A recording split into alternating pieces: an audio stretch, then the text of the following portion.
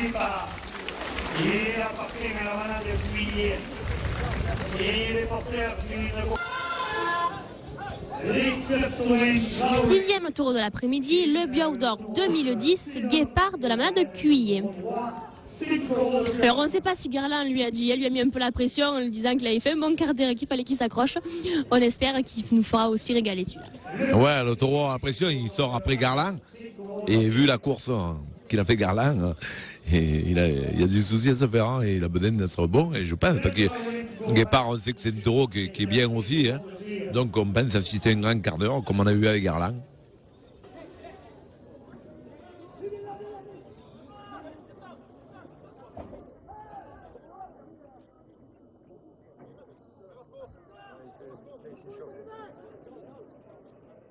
On attend encore le premier rasé, celui qui va toucher la tête. Hein. Oui, c'est vrai qu'il a reçu une dizaine de rasés, personne n'a touché la tête encore, parce que personne n'a pas osé carrément aller à lui.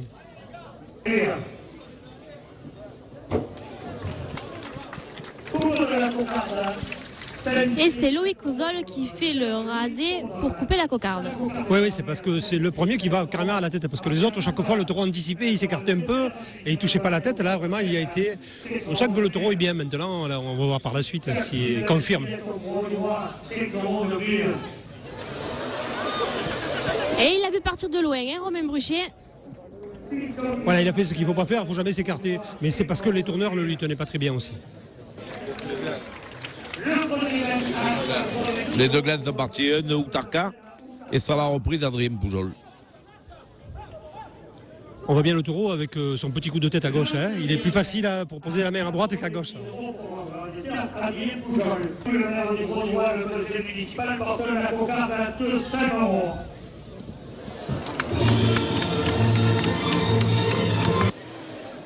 Et là aussi, la vue de loin, Loïc Ozol qui n'est pas arrivé à poser la main.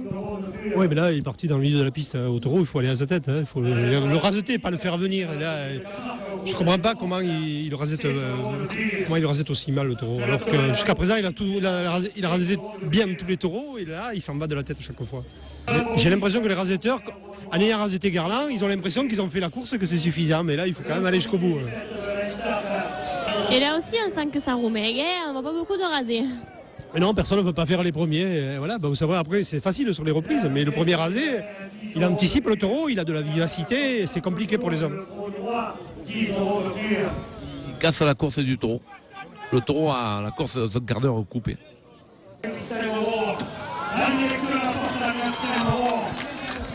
Et c'est encore la Romain Bruchet qui a essayé. Qui a essayé, bien sûr, ouais. Mais après, ça permet quand même de faire des séries. Elle fait le rasé à blanc, ça fait faire des séries. Là aussi, il faudrait que la ficelle se démarmaille un peu pour mettre un peu plus d'ambiance. Peut-être qu'il se bougerait un peu plus. Ben oui, il faudrait qu'il travaille un peu plus ou qu'il s'entende un peu mieux parce que là, ça ne fonctionne pas, quoi. Il gâche un peu la course du taureau.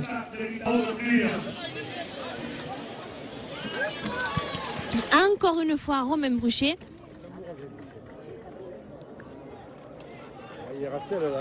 Et ça commence doucement à partir. Doucement, hein. Oui, il lève quelques tours et tout. Et bon, mais ils vont finir peut-être par la lever, mais ça m'étonnerait qu'il lève les deux.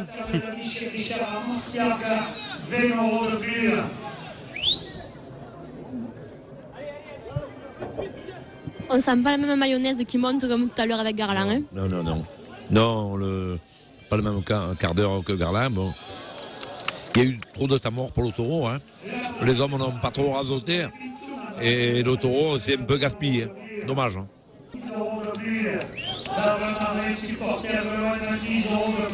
Au moins, on voit un peu plus de rasé. Ah non, hein? 1300 €. La première officière pour le droit de terre, Sabri Alouani. Porte la seconde officielle à 1000 €. Les arènes du Gros du Roi, 20 € de plus.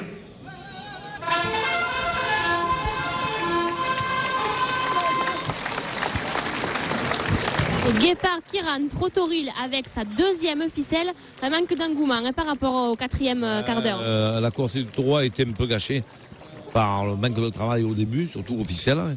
Et le taureau, il faut dire ce qu'il est, n'a pas été rasoté les 5 premières minutes. Hein. Et ça fait qu'il n'a pas fait un quart d'heure. Dommage. Hein. Sous les applaudissements, mais un peu déçu quand même. Hein.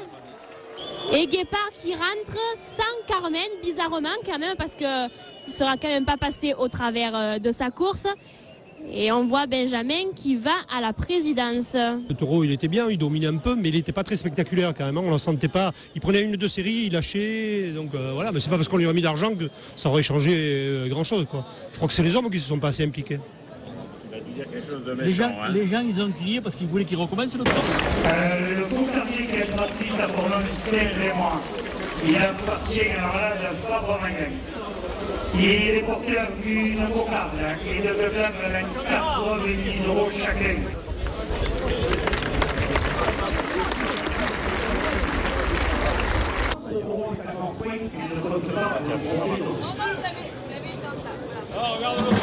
Et dernier taureau de l'après-midi pour un quart d'heure spectaculaire.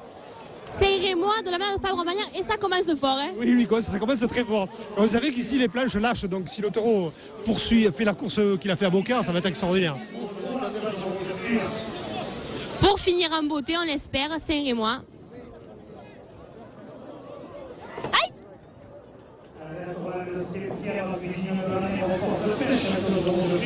Le capitaine de l'expliquait au gros droit, 2 € de pire.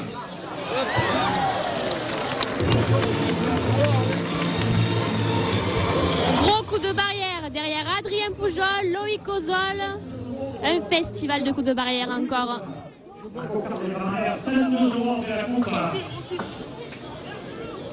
Et la cocarde qui est bien placée pour faire le plein, là, à côté du gland. Et c'est la scène Outarka qui lève le premier gland.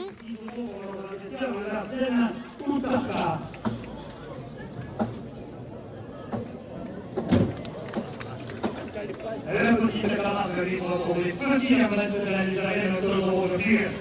La cocarde à 5-8 € pour le Louis Ozol. Et Loïc Ozol qui lève la cocarde. Oui, on a l'impression que le taureau, ça fait un peu mal quand il a pris le pilier là, sur le deuxième coup de barrière. Et là, il est un peu hésitant et il essaie de récupérer.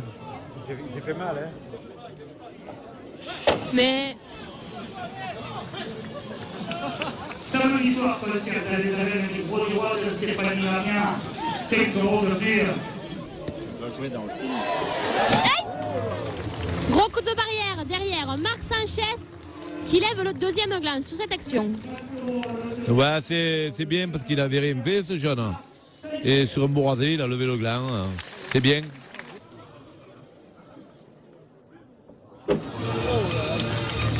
Et c'est vraiment qui a dû bien reprendre depuis tout à l'heure puisqu'il nous fait 2 gros coups de barrière avec Ozol et ouf. Il donne tout ce taureau hein, quand il peut, c'est vrai. Et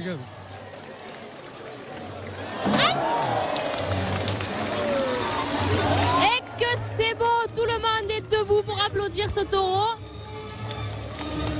Que de belles séries. Je crois quand même qu'il lui faut un peu la bourre, hein, quand il est bien meilleur quand il est près des plages. C'est pour le plaisir, l'auteur.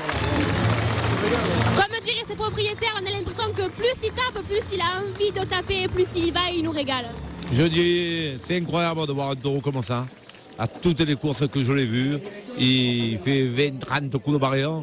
On se demande où il va chercher la puissance et la ressource de ce taureau. C'est incroyable le cœur qu'il a.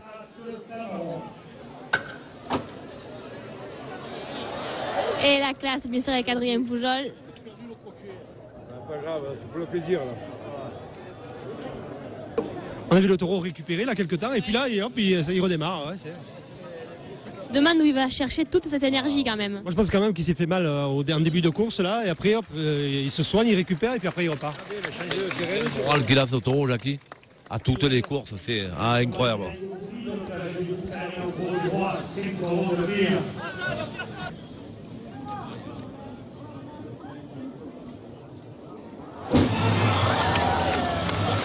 Et là encore, on a senti qu'il se reposait un petit peu, on s'est dit il s'est fait mal et il nous fait un gros coup de barrière. Derrière Adrien Poujol. Oui, on sait qu'au Gros du Roi, les planches lâchent, donc c'est toujours très beau. Je savais que le taureau il allait passer à travers quelques fois. Là, ça lui permet aussi de récupérer, c'est bien.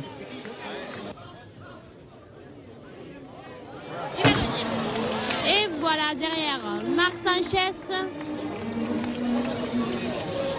Ah, Là, Et sur la même planche, derrière Adrien Poujol.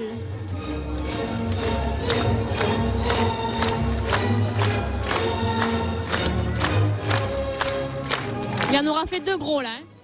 Elle a fait de gros et il récupère un peu là, le taureau. Ça. Et il regarde attentivement les jeunes qui sont en train de remettre la planche et qui viennent de casser. Ouais, c'est les menuisiers les plus rapides du circuit ici.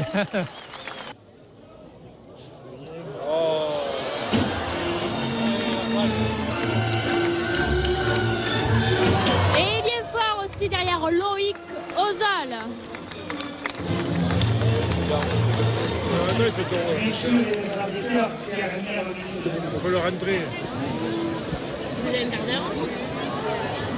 Vous avez pris pour 2 quarts d'heure. Il me semble un peu. Il me semble, hein.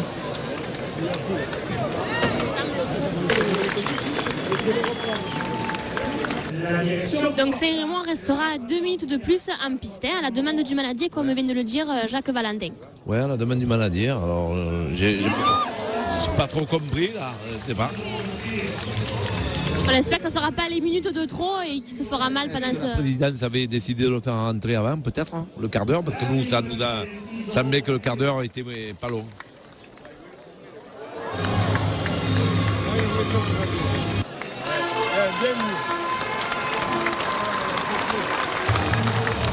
Et on aura vu un bon quart d'heure, les gens encore une fois debout à l'applaudir comme d'habitude, un grand Saint-Rémois. Ouais, un grand taureau. Moi, les bêtes comme ça, j'ai toujours peur qu'ils se fassent mal, parce qu'il a un tempérament énorme. C'est une machine à coups de barrière. Et plus il en fait, plus il continue. Et on a toujours peur que le taureau se blesse. Mais on se rappellera encore ces quarts d'heure. Après le quart d'heure, on n'a pas le d'or. De grands moments avec Saint-Rémois. Hein. Oui, même si par rapport à la course de Beaucaire, il a eu besoin de temps de récupération, le taureau. Hein. On a senti qu'il se fait mal, mais quelles actions, quel spectacle. Guillaume, aujourd'hui, on aura vu un très grand quart d'heure de Garland, si ce n'est le meilleur qu'il ait fait de la saison. Bah, ouais, le meilleur, je sais pas, parce que moi, j'ai trouvé très bon à Vauvert. Maintenant, un grand quart d'heure, oui. Je pense qu'on a joué par rapport à Beaucaire. Je pense qu'il a été encocarné, fonction de son niveau.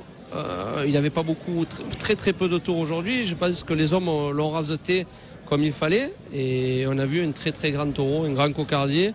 Et dans l'ensemble, félicite Daniel parce que je pense qu'on a vu une course quand même, mis à part un ou deux taureaux qui ont déçu, mais on a vu quand même une course relativement intéressante avec différents styles de taureaux, des barricadiers, des taureaux. J'ai beaucoup aimé le taureau de Lotier qui a été barricadier avec un pied, et on a vu un grand cocardier qui a été Garland. Alors on le sait aussi, le 15 août au Gros du Roi, c'est une course à ne pas manquer où on voit aussi sûrement le futur Biaudor. Le futur Biaudor, je sais pas, parce que je pense qu'un Biaudor se joue sur l'année. Le taureau, ben, pour le moment, je pense, n'a pas fait de faux pas. Il était très bon à Palavas, très bon à Vauvert, bon à Beaucaire, et on a vu un très grand taureau aujourd'hui. Donc la saison n'est pas finie, ça c'est pas moi qui décide. Je pense qu'il y a une commission qui est en place pour ça. Après, c'est à eux de voter en leur âme et conscience ce qu'ils voient dans les arènes. Daniel Siméon, directeur des arènes, satisfait après la course qu'on vient de voir au Gros du Roi? Oui, amplement satisfait, on ne peut pas avoir mieux, je pense pas. Il y a longtemps qu'on n'avait pas eu le frisson, mais vraiment la chair de poule quand Garland est rentré, quand Saint-Rémois est rentré aussi, retourné au Tauril. Effectivement, il y a eu de l'émotion. Je pense que Garland a fait une des plus grandes, si ce n'est la plus grande course de sa carrière. Et Saint-Rémois, c'est la première fois qu'il venait ici et il a montré que c'est une arène pour lui, ces côtes barrières immenses et qui font craquer les planches. Et il ne faut pas oublier non plus le troisième parce que la course est passée, mais Brutus a été terrible aussi. Et je disais, excusez-moi, dans une interview la semaine dernière, on me demandait de mettre d'autres raseteurs pour que la course soit en excellence. J'ai, depuis que je suis ici 7 ans, fait confiance à cette équipe de raseteurs. Et bien aujourd'hui, je suis content de leur avoir encore une fois fait confiance parce qu'ils ont très bien raseté. Voilà. Alors, on sait qu'à cette course du 15 août aussi se cache quelquefois le Biaudor parmi les taureaux. Eh ben là, il ne se cache plus, non. Je crois que Garland est à 95% Biaudor maintenant. Bon. Gérard, on ressort satisfait de cette course au Gros du Roi. Oui, on a vu 2 grands quarts d'heure de Garland, et énorme quart d'heure, les jeunes debout. Et le dernier, c'est Rémois. Guépard qui est un peu passé à travers par manque de travail officiel des raseteurs. qui ont laissé les 5 premières minutes. Je pense que ça a cassé le quart d'heure. Hein. Mais on sort satisfait, on a vu une grande course. Hein. Jackie. Oui, on a vu les deux premiers qui étaient un peu difficiles et tout, mais c'est vrai que le lotier, en 3e position, a fait une bonne course aussi, qui est intéressante. Il a monté un peu l'ambiance. Puis après, Garland, moi j'ai trouvé exceptionnel. J'ai rarement vu aussi bon. Voilà. Et après, ça a suivi le petit taureau de Nicolin. Tancred a été bien, c'est bien passé. Le petit trou, ça a été peut-être Guépard. Hein, je sais pas, mais le taureau n'était pas très spectaculaire. Jamais il a été aux planches aujourd'hui, alors qu'il le fait régulièrement. Je sais pas pourquoi. Il a été classique simplement, et ça a un peu. On a vu le manadier aller crier à la présidence parce qu'il n'y avait pas d'argent, mais quand les taureaux sont bien, c'est pas l'argent qui change la course d'un taureau. Hein. On a vu Saint-Rémois finir. Il a été très bon, très spectaculaire. On n'a pas mis plus d'argent qu'à Guépard, donc voilà. Mais l'ensemble de la course a été bien, et on a eu toutes les variantes de la tauromachie, hein, du taureau classique, spectaculaire, voilà, du taureau facile, difficile, compliqué, et voilà. Bon, je pense que c'était une très bonne course. Hein. Et voilà, on espère que vous aussi derrière votre écran, vous vous êtes régalés, et on se retrouve bientôt sur les gradins.